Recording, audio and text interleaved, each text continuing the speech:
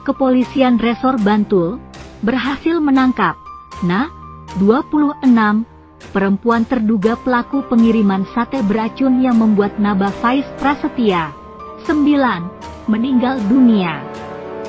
Bocah asal Salakan 2, Bangun Harjo, Sewon ini meninggal usai menyantap sate dari ayahnya yang juga driver ojek online pada Minggu 25 April 2021 lalu.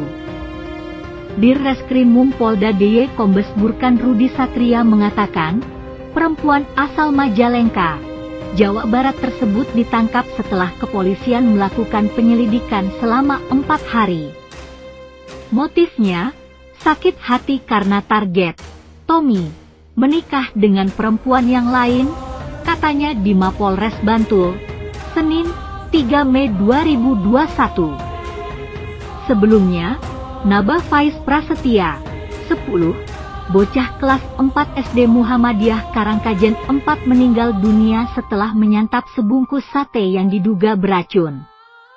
Sate tersebut diperoleh Bandiman, 47, ayahnya yang merupakan ojek online, ojol, dari wanita tak dikenal.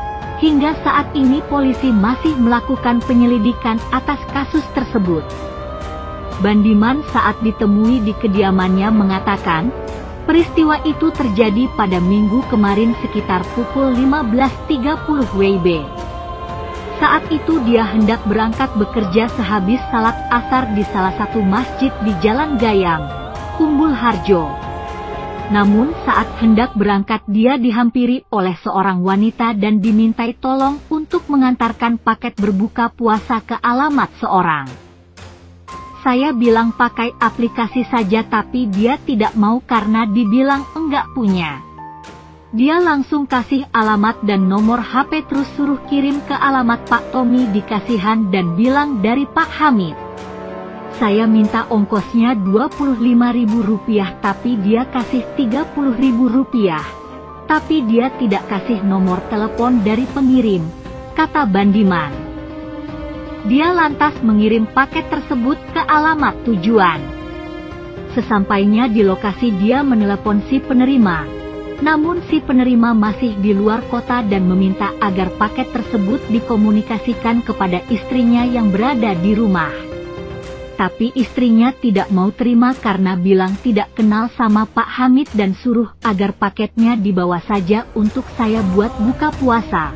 Lalu saya bawa pulang, ujarnya.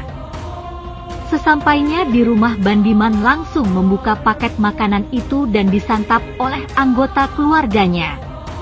Dia masih sempat memakan sate sebanyak 2 tusuk dan tidak merasakan apa-apa.